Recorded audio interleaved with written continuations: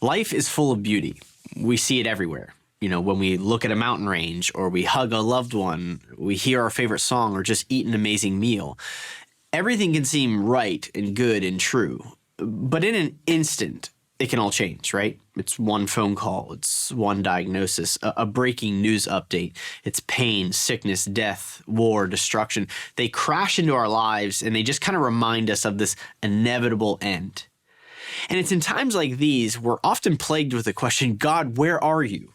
Like, do you even exist? Because if you do, it seems like you don't care. In fact, many have lost their faith over this question. Others have never even entertained the existence of God because of it. But see, anytime we say no to something, we're saying yes to something else. And actually, to this point, G.K. Chesterton once said this: when belief in God becomes difficult, the tendency is to turn away from him. But in heaven's name, to what? When we're facing suffering, we generally have two options when it comes to belief in God. One, I can say, I cannot believe that there's a loving God in light of the suffering I see and face. Or two, I believe in a loving God even though I might not understand the reasoning why he would allow such pain and suffering. And I know these two options seem so sterile and without any detail to your life, but I can assure you that where you land on these two options will fundamentally change your experience and hope in times of suffering. And honestly, that's what we want. That's what we're looking for. It's hope. Do we want answers? Of course. But more than understanding why, you and I want a livable hope that will carry us through. And I'm not talking about a false hope. I'm talking about a real one. But where can we find this livable hope? Well, if we choose this first option, to believe that there is no God, our best hope, our most livable hope is ourselves. That we would learn to adapt quickly and choose to not try to make sense of it, because we just got to believe that life is what it is. Belief in God or an afterlife is actually just an illusion of comfort that we create in order to cope with the harshness of this world. In fact, I think atheist thinker Richard Dawkins, in his book River Out of Eden, once famously penned something that goes along right with this, which is this. He says, in a universe of blind physical forces and genetic replication, some people are going to get hurt. Other people are going to get lucky. And you're not going to find any rhyme or reason in it, nor any justice. The universe we observe has precisely the properties we should expect if there is, at the bottom, no design, no purpose, no evil, and no other good. Nothing but blind, pitiless indifference. DNA neither cares nor knows. DNA just is, and we dance to its music.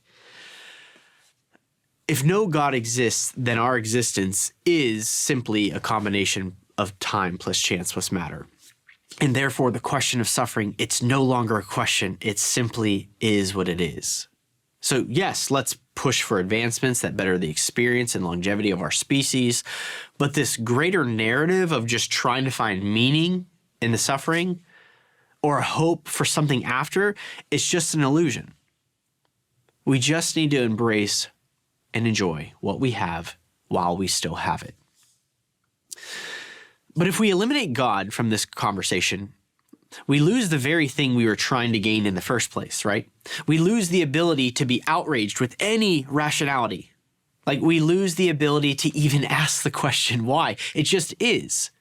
Now, please notice, I'm not saying that a naturalist or an atheist can, or this worldview cannot produce good people who want justice or don't like suffering. That's ridiculous. Of course it can. But what I'm saying is that it's logically incoherent to be morally outraged about suffering within that framework. And look, a logically incoherent worldview will not survive a storm. Houses built on sand will eventually fall. So that leaves us with this second option, God. And author and pastor Tim Keller once said, with regard to, this frustration of God and the existence of God and suffering, he said this: if you have a God infinite and powerful enough for you to be angry at for allowing evil and pain, then you must at the same time have a God infinite enough to have sufficient reasons for allowing that evil and pain. So what does Christianity actually say? I think there are three things that Christianity says about suffering that together uniquely put it in a category of its own. Firstly, Christianity acknowledges that the world isn't right. Like the Bible over and over and over again agrees with this inner assumption that all of us have, something's wrong. But you can only know if something is wrong or something is broken by knowing when something is whole. There is a law of God that is being broken every day, and that is why we see the world the way it is. Anytime we say something is objectively wrong, we have to have the intellectual integrity to ask, on what basis? Why is it wrong? That we don't like it? Or that culturally it's just not now accepted? To be consistent, without a God, we would have to say that things are only wrong in the sense that we as a society and species have come to understand it's not good or advantageous for us. But see, Christianity says no. There is a right and wrong objectively, and that standard of truth is always there. Truth is truth even when no one believes it. So with Christianity, we have the ability to notice that something is wrong, and then we have the moral framework to then consistently call out when something is wrong. Which leads me to the second thing that Christianity says, which is death is not the end, and there will be true justice. See, one of the hardest parts of evil and suffering is the injustice of it all, and the fact that life is limited. It's unjust for life to be taken either by disease, natural disaster, or by another human being. And yet the oddest thing is that justice is never really attained in this life, right? Yes, I mean, we should push for legal justice in the highest sense, both as a form of accountability and restitution, and we can get restoration to a degree. But nothing can be done to bring back a life, to take back the abuse and trauma, to reverse time and make it not true. See, our best attempts at justice, all of which we should pursue because they're good, they always fall short. There is no real justice here on this earth, because when someone violates the image of God on someone else, no court ruling or prison sentence can fix it. Only the God whose image they were created in can heal what's been done. See, according to Christianity, God will do this at the end of time. Not only is there a life after death, but there will be real justice. Like all of the wrongs will be dealt with. A true restoration of what was lost. Now, some would be quick to say, this sounds like a fairy tale. Like, that sounds like something too good to be true. It's the end of a Disney movie, Lou. I don't know why you believe that. But in the great essay on fairy stories, J.R.R. Tolkien, the author of Lord of the Rings, he tries to explain why fantasy fiction will always be more popular than realistic fiction, both in literature and in the arts and now movies. And if we think about it, it makes a lot of sense. What are the most popular fictional books and movies and blockbuster films, right? It's Avatar, Star Wars, Avengers, Harry Potter, Lord of the Rings. Why? Is it because we love fairy stories that give us a false hope? Tolkien says no. He says that reason is actually much deeper than some mere false hope. He says these types of stories, fantasy fiction, these types of stories tap into 5 things that we human beings just have a deep longing for. The first, step outside of time. Second, to escape death. 3, that there would be harmony amongst all creatures. 4, that love would not end. And that 5, good would triumph over evil. See, Tolkien argues something in us says this is the way things ought to be. And uniquely, Christianity says that this longing is like a memory trace deep within our soul.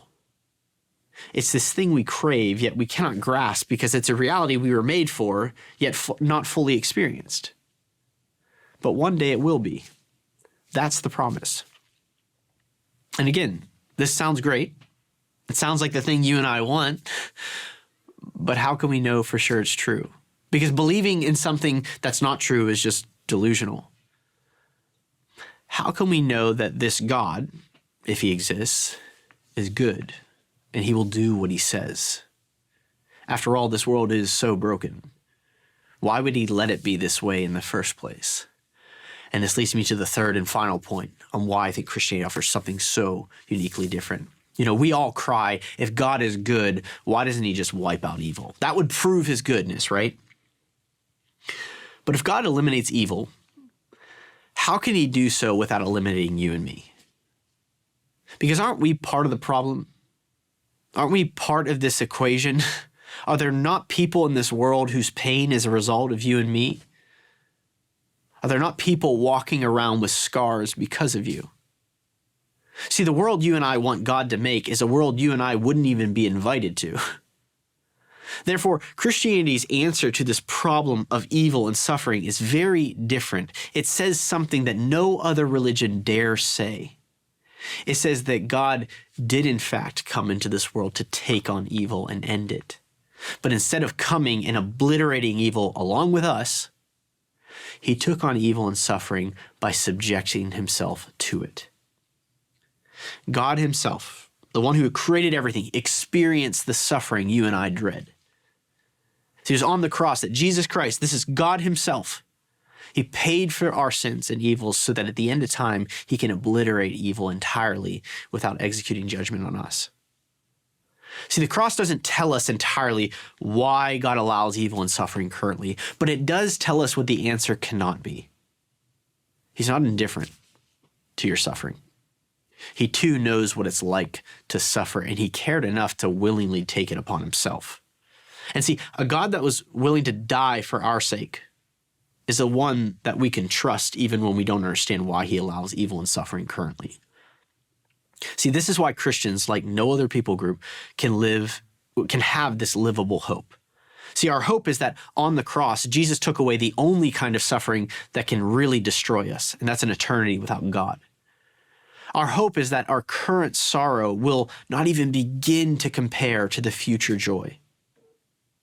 Our hope is not that God will pretend that all these bad things that happen to us, they didn't happen, but that he'll make them untrue. See, Christianity, like no other worldview, gives us the right to mourn in the pain of suffering because we know this world is fallen and broken. God too says it's not right. Christianity then compels us not to seek revenge in a world full of anger and retaliation, but it allows us to put the sword down and say, God's the judge, and let him be it, because we know that this is not the end and that true justice is coming. And finally, Christianity allows us to trust that a holy, good God who created everything, we can trust him with everything, even though we cannot understand his ways entirely, because he displayed a radical love for us on the cross. So for those of you wrestling with either the existence or just the goodness of God in light of the suffering you have experienced or what you're experiencing, is your pain so unbearable that you're just on the brink of giving up? Well, then look to the Garden of Gethsemane. Hours before the cross, Jesus was sweating blood in agony. He said, "My soul is sorrowful unto death, but Father, not my will, yours." And he chose the cross ultimately for your sake. Have you been abused, violated, taken advantage of? Look to Jesus' trial before the religious leaders. He was stripped naked and beaten publicly. He was so disfigured, they said that no one look upon him. He was hit in the face with a hand he created. And finally, do you feel abandoned, alienated, left alone? Look to the cross. Jesus' friends left him. All those who said they'd stick by him, they're gone. And it says God himself turned his back on him so that he wouldn't turn his back on us. To all who come to Christ with their pain and suffering, he can say, I know, me too. No other God can say that. In the end, only the true God, the God who is love, will bear scars so that you and I would be made whole. A God who is willing to bear the scars of your sin and my sin cannot at the same time be a God who does not love us. He has proven how much he loves us by going to the cross. And that love will give you a livable hope in this life to carry you into the life to come.